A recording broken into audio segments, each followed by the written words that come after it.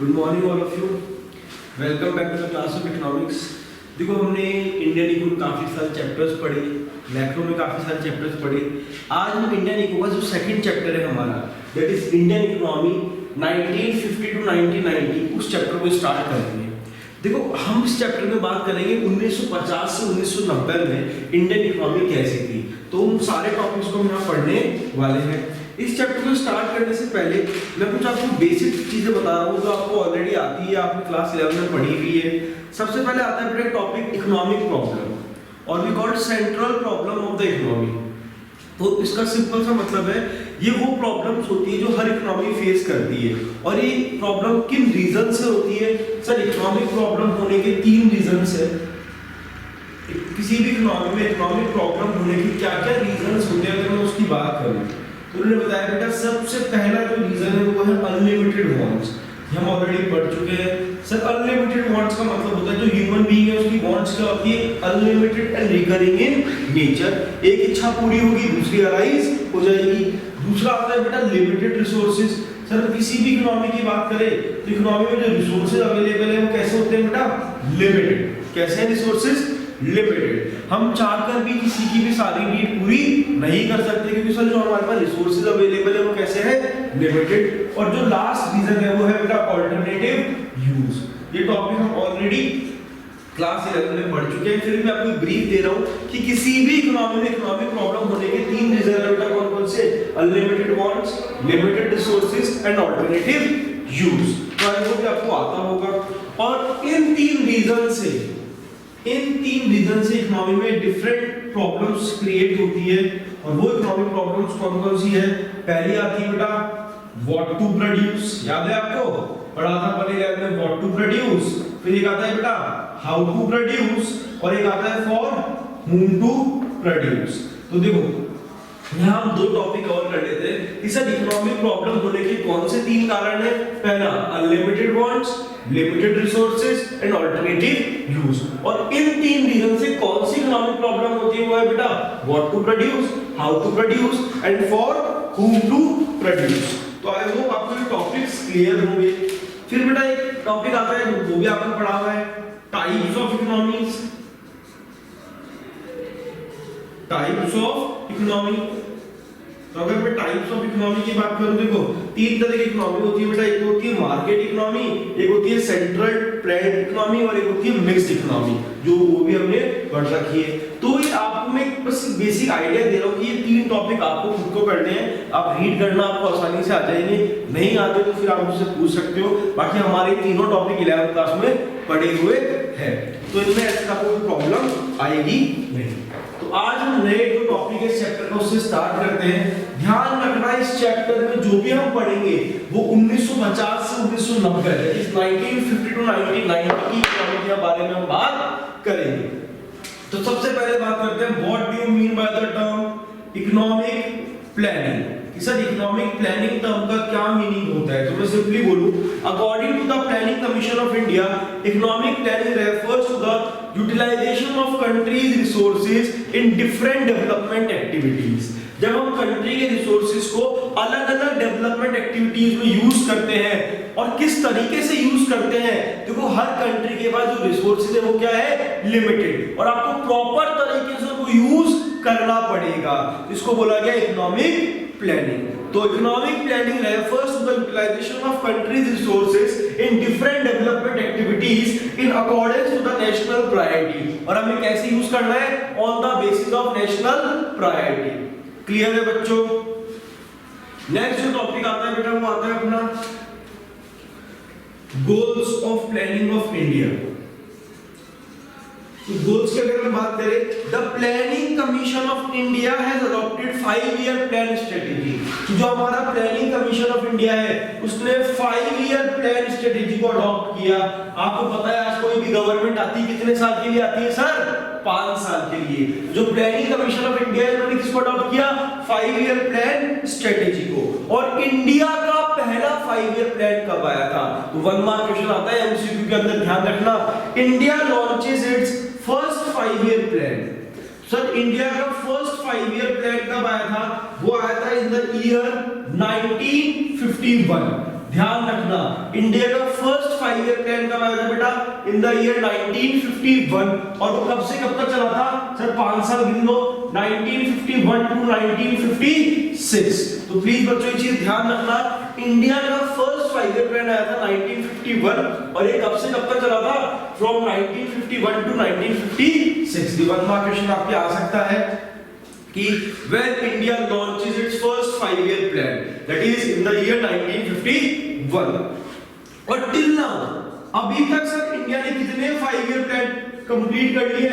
तो अभी तक इंडिया ने 12 5 year plans कंप्लीट कर लिए, 12 5 year plan हमारे कंप्लीट हो गए हैं। और जो रीसेंट 5 year plan था वो था बेटा 2012 से 2017। तो ये कुछ बेसिक चीजें आपको ध्यान रखनी है कि पहला 5 year plan कब आया था सर?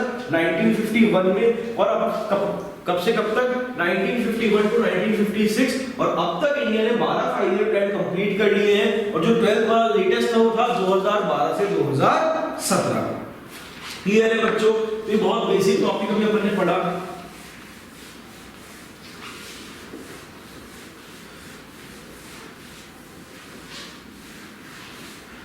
आगे चलते बेटा, the planning commission of India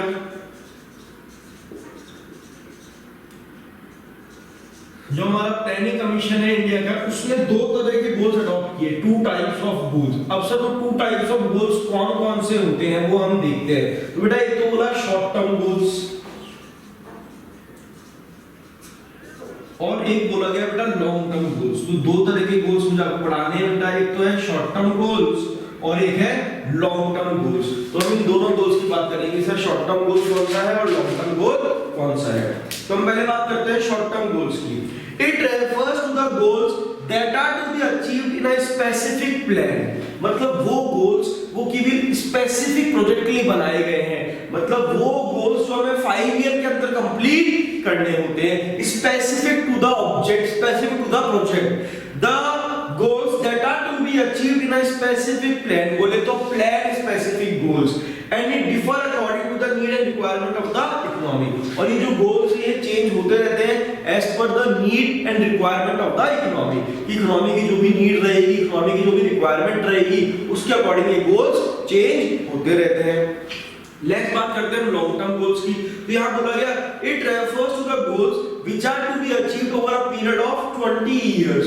वो गोल्स जो over a period of time हम अचीव कर सकते हैं, मतलब लंबे पीरियड ऑफ टाइम की हम यहां बात कर रहे हैं, that is around 15 years, 10 years, 20 years. तो सारे गोल्स कहां कवर करेंगे बेटा? हम लॉन्ग टर्म गोल्स में। And they are common to all the 5 year plan. और जो लॉन्ग टर्म गोल्स है ये सब 5 ईयर प्लान के लिए क्या रहेंगे बेटा? कॉमन रहेंगे।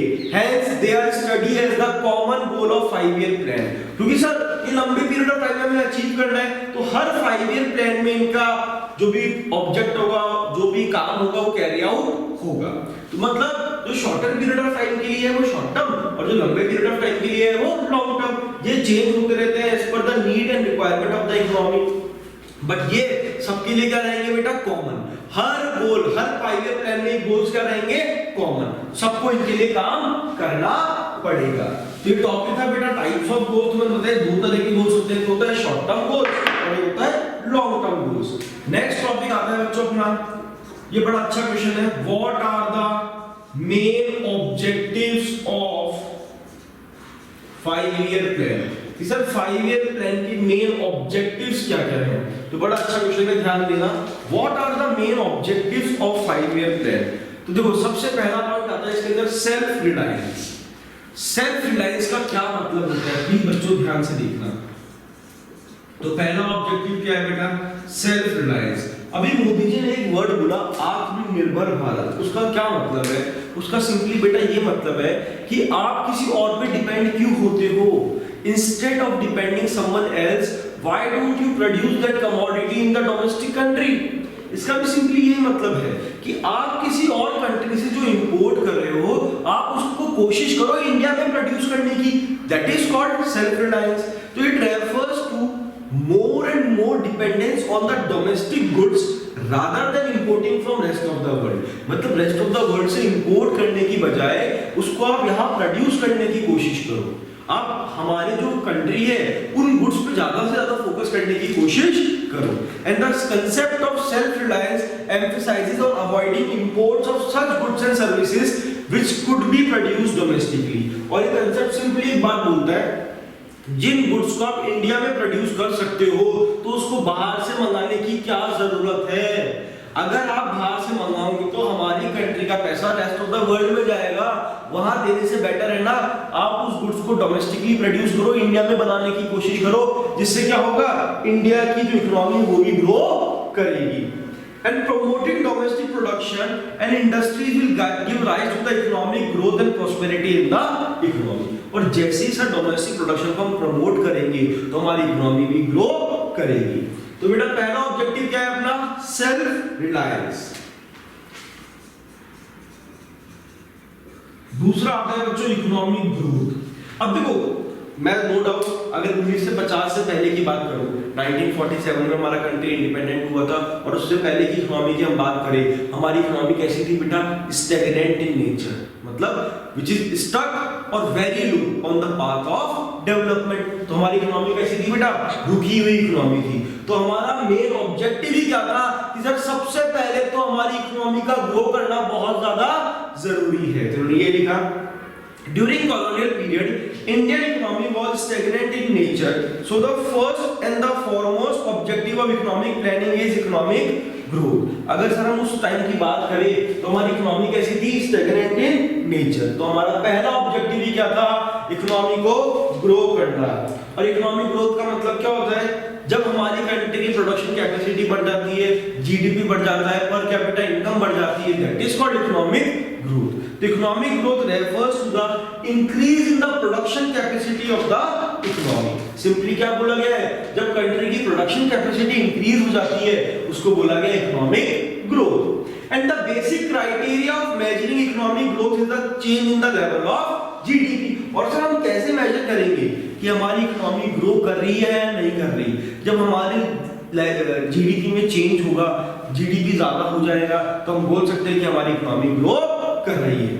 तो बच्चों को पढ़ना है main objectives of 5 year plan. पहला पॉइंट पढ़ा अपन ने सेल्फ रिलायंस, दूसरा पढ़ा बेटा इकोनॉमिक ग्रोथ, थर्ड आता है बेटा अपना फुल एम्प्लॉयमेंट। अब फुल एम्प्लॉयमेंट के लिए मैं बात करूं, देखो फुल एम्प्लॉयमेंट का कभी भी ये मतलब नहीं होता जीरो अनएम्प्लॉयमेंट। इसका रीजन बताता हूं, क्योंकि इकोनॉमी में बहुत सारे ऐसे लोग हैं जिनके पास काम अवेलेबल है बट वो काम करना नहीं चाहते, that is called voluntary unemployment. तो ध्यान रखना, फुल एम्प्लॉयमेंट का कभी भी ये मतलब नहीं होगा जीरो अनएम्प्लॉयमेंट, बट हम इसका मतलब ये कह सकते हैं कि जो लोग काम करना चाहते थे और काम कर सकते हैं वो लोग काम कर रहे हैं, that is called full employment. तो हम बात करते हैं full employment. It does not refers to zero unemployment but it refers to a situation when all those who are able and willing to work at the market wage rate get work। मतलब वो सारे लोग जो काम करना चाहते हैं और काम कर सकते हैं वो लोग काम कर रहे हैं। And the objective of full employment is to make people participate in the process of growth of the economy। और इसका मेन ऑब्जेक्टिव ही क्या था, इसका मेन ऑब्जेक्टिव ये था कि हम ज्यादा से ज्यादा लोगों को पार्टिसिपेट कराएं इकोनॉमी की ग्रोथ में। अगर हमारे इकोनॉमी के सारे लोग काम कर रहे होंगे तो इसका सिंपल सा मतलब है सारे के सारे लोग क्या कर रहे हैं बेटा, पार्टिसिपेट कर रहे हैं। तो हम बात कर रहे हैं main objectives of 5 year plan. तो बेटा पहला पॉइंट क्या पढ़ा अपन ने, सेल्फ रिलायंस, दूसरा पॉइंट क्या पढ़ा अपन ने, इकोनॉमिक ग्रोथ, और तीसरा पॉइंट क्या पढ़ा बेटा अपन ने, फुल एम्प्लॉयमेंट। नेक्स्ट पॉइंट आता है बेटा इक्विटी। देखो इक्विटी का क्या मतलब होता है, आज हमारी कंट्री ग्रो कर रही है, नो डाउट डेवलपिंग है, तो जब हमारी कंट्री ग्रो कर रही है, अब अगर इस ग्रोथ का बेनिफिट केवल कुछ लोगों को मिल रहा है, लाइक अंबानी, टाटा, जो बिलो पॉवर्टी लाइन लोग हैं उनको उसका बेनिफिट मिल ही नहीं रहा, तो मैं क्या ये कह सकता हूँ कि इक्विटी है, इक्वल डिस्ट्रीब्यूशन हो रहा है? नहीं सर, ये तो अनइक्वल डिस्ट्रीब्यूशन है। और हमारी कंट्री में प्रॉब्लम है, richer get more richer, poor get more poor. तो हमारा एक ऑब्जेक्टिव ये भी था कि जो भी बेनिफिट है ग्रोथ का वो सबको मिले, ना कि कुछ लोगों को। तो देखो नेक्स्ट पॉइंट क्या आता है, the concept of economic growth means nothing if the benefit of growth restricted to the handful of people in the society। अगर ग्रोथ का बेनिफिट कुछ ही लोगों को मिलेगा सोसाइटी में तो उस ग्रोथ का कोई फायदा ही नहीं है। तो it is important to ensure that benefits of economic growth should reach the poor section of the society also।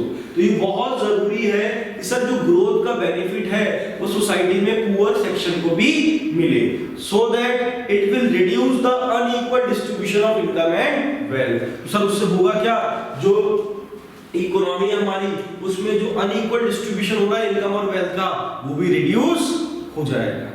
तो क्लियर बच्चों, हम बात कर रहे हैं ऑब्जेक्टिव्स की। तो पहला ऑब्जेक्टिव क्या था हमारा, सेल्फ रिलायंस, दूसरा क्या है इकोनॉमिक ग्रोथ, तीसरा क्या है फुल एम्प्लॉयमेंट, और एक ऑब्जेक्टिव क्या है बेटा equity, that is equal distribution.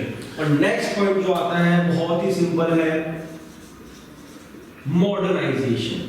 देखो मॉडर्नाइजेशन का क्या मतलब होता है, जब हम नई टेक्निक्स को अडॉप्ट कर लेते हैं, जब हमारे जो मीनिंगलेस रिचुअल्स है पुराने जमाने के हम उनको छोड़कर हमारे आउटलुक को चेंज कर लेते हैं। लाइक पहले हमारे रिचुअल्स थे कि गर्ल चाइल्ड को एजुकेशन अलाउ नहीं है, हमारे इंडिया में तो बहुत ज्यादा था बेटा किस चीज का, चाइल्ड मैरिजेस का। ये सब क्या है मीनिंगलेस रिचुअल्स थे जो हमारी कंट्री में फॉलो हो रहे थे। अब हम इन मीनिंगलेस रिचुअल्स को इग्नोर कर देते हैं, दैट इज कॉल्ड मॉडर्नाइजेशन। हम नई टेक्नोलॉजी को अडॉप्ट कर लेते हैं, that is called modernisation. Next जो पॉइंट आता है बेटा क्या है, it refers to the adoption of modern technology in the process of growth and also to put change in the social outlook and ancient meaningless ritual। जब हमारे social outlook को हम चेंज करते हैं, पुराने जो मीनिंगलेस रिचुअल्स है उनको हम इग्नोर करते हैं, that is called modernisation. For example, girls are not allowed to take education, child marriage etcetera, ये सब क्या है मीनिंगलेस रिचुअल्स। तो बेटा अपन ने पढ़ा main objectives of 5 year plan. कितने पॉइंट पढ़े सर, 5। अब सर इन 5 पॉइंट को हम कैसे याद करेंगे, मैंने कहा मैं याद करवाता हूं, सब लोग ध्यान देना। मैं 5 पॉइंट आपको याद कराता हूं। आपको क्या करना है बेटा, केवल एक पॉइंट याद करना है। तो पहला पॉइंट आप लोग याद कर लो, कौन सा है बेटा, सेल्फ रिलायंस। तो आई होप आपको ये पहला पॉइंट याद हुआ होगा, क्या था बच्चों, सेल्फ रिलायंस। अब मुझे आप इतनी सी बात बताओ, जो ये सेल्फ रिलायंस वर्ड है इसमें ई कितनी बार आ रहा है, तो आपने लिखा सर 1 2 और 3। तो ई कितनी बार आ रहा है, 3 बार। तो देखो ये 3 ई अपन को अगले 3 पॉइंट याद कराएंगे। तो पहला पॉइंट तो क्या बनता है ई से सर, इकोनॉमिक ग्रोथ। दूसरा पॉइंट क्या बनता है सर, एम्प्लॉयमेंट, बोले तो फुल एम्प्लॉयमेंट। और तीसरा पॉइंट क्या बनता है बेटा, इक्विटी। 4 पॉइंट याद हो गए अपन को। पहला पॉइंट क्या था, सेल्फ रिलायंस, ई कितनी बार आया, 3 बार। तो पहला ई इकोनॉमिक ग्रोथ, दूसरा ई फुल एम्प्लॉयमेंट, और तीसरा ई इक्विटी। और एक लास्ट पॉइंट जो आप लोग हो क्या, मॉडर्न। तो सर लास्ट पॉइंट क्या था हमारा, मॉडर्नाइजेशन। लास्ट पॉइंट क्या था बेटा हमारा, मॉडर्नाइजेशन। तो आई होप आपको टॉपिक क्लियर हुआ होगा बच्चों, कौन सा, main objectives of 5 year plan. कितने पॉइंट याद किए सर हमने, 5। तो प्लीज पढ़ना बच्चों, इस पॉइंट को अच्छे से याद करने की कोशिश करना कि sir main objectives of 5 year plan कौन कौन से हैं। ठीक है बच्चों, चलो अपन आगे चलते हैं। अब जो नेक्स्ट टॉपिक जो अपना आता है बेटा, वो आता है, इनको इग्नोर कर देना, कुछ एग्जांपल्स दे रखे हैं 5 ईयर प्लान को अपन बाद में पढ़ेंगे। नेक्स्ट जो टॉपिक आता है बेटा इंपॉर्टेंट, नेक्स्ट क्वेश्चन अगर मैं कहूं तो वो है बेटा अपना importance of agriculture in Indian economy.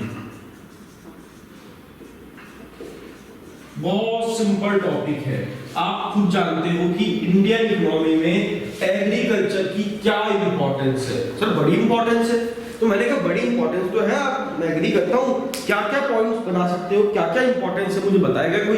तो सर ऐसे बताना तो पॉसिबल नहीं है। तो मैंने कहा बिल्कुल, तो हमें ये चीज समझनी है बेटा कि importance of agriculture in Indian economy. Indian economy में एग्रीकल्चर सेक्टर की क्या इंपॉर्टेंस है। तो no doubt India is a agriculture based economy and nearly 72% of working population is engage in the agriculture. No doubt sir, Indian economy कैसी है? Agriculture based economy, और आज भी 72% पॉपुलेशन कहाँ इन्वॉल्व है सर? एग्रीकल्चर सेक्टर में। The importance of agriculture sector in Indian economy are as follows. तो मैं कुछ पॉइंट्स आपको बताता हूँ बेटा। मैंने पहला पॉइंट आपको बताया, सप्लाई ऑफ रॉ मटेरियल। क्या बोला बच्चों मैंने? Supply of raw materials. अगर सर रॉ मटेरियल की बात करें तो जो रॉ मटेरियल है वो हमें कहाँ से मिलता है? एग्रीकल्चर सेक्टर से। आज जितनी भी बड़ी बड़ी इंडस्ट्रीज है उनको जो प्रोडक्शन करने के लिए रॉ मटेरियल सप्लाई हो रहा है वो कहाँ से हो रहा है बेटा? एग्रीकल्चर सेक्टर से। तो पहला पॉइंट क्या आता है बेटा अपना? Supply of raw material. Besides food grain production, agriculture sector also provides industrial raw material. मतलब फूड ग्रेन्स के अलावा जो एग्रीकल्चर सेक्टर है वो हमें रॉ मटेरियल भी प्रोवाइड करवाता है इंडस्ट्रीज को। Sir for example like cotton for textile, seeds for oil, sugar cane for sugar mills. तो पहली चीज, पहली इंपॉर्टेंस क्या पड़ी बेटा अपन ने? Supply of raw material. Sir हमें रॉ मटेरियल कहां से सप्लाई हो रहा है? एग्रीकल्चर सेक्टर से। किसको? बड़ी बड़ी इंडस्ट्रीज को। दूसरी इंपॉर्टेंस आती है बेटा source of employment. No doubt आज एग्रीकल्चर इंडियन इकोनॉमी किस पे बेस्ड है सर? मैं तो उस पीरियड की बात करता हूँ 1950 से 1990 की। उस टाइम लगभग 72% लोग कहाँ इन्वॉल्व थे? एग्रीकल्चर सेक्टर में। तो हमारी इकोनॉमी के 72% पॉपुलेशन को एम्प्लॉयमेंट कहाँ मिल रखा था सर? एग्रीकल्चर सेक्टर में। तो नेक्स्ट पॉइंट पढ़ते हैं। As stated earlier, India is an agriculture-based economy, and so the main source of employment for the population comes from agriculture sector. No doubt, sir Indian economy कैसी है? Agriculture-based economy. तो हमारी जो economy थी उनको main source of employment ही क्या था उस time? Sir agriculture. And according to the survey of 2013, अगर मैं 2013 के सर्वे की बात करूं, till nearly 47% of working population is engaged in the agriculture sector. Sir 2013 के सर्वे के हिसाब से भी लगभग अभी 47% लोग कहाँ इन्वॉल्व है? एग्रीकल्चर सेक्टर के अंदर। तो देखो मैंने आज आपको कुछ बेसिक पार्ट बताया जो आपको ऑलरेडी आता है। फिर अपन ने क्वेश्चन पढ़ा main objectives of 5 year plan, उसमें 5 पॉइंट पढ़े। कौन कौन से? Self reliance, equity, economic growth, full employment और मॉडर्नाइजेशन। तो जो नेक्स्ट टॉपिक हम लेके चल रहे हैं वो है बेटा importance of agriculture in Indian economy. उसमें मैंने आपको 2 पॉइंट पढ़ाए बेटा। कौन कौन से? एक था सप्लाई ऑफ रॉ मटेरियल, एक था सोर्स ऑफ एम्प्लॉयमेंट। तो आज अपन यहाँ तक का पार्ट पढ़ना, फिर नेक्स्ट क्लास में हम इस टॉपिक को भी पूरा करेंगे और जो प्रॉब्लम्स है इंडियन एग्रीकल्चर की वो भी हम देखेंगे। क्लियर बच्चों? प्लीज यहाँ तक का पार्ट पढ़ना आप लोग। तब तक के लिए goodbye, thank you all of you.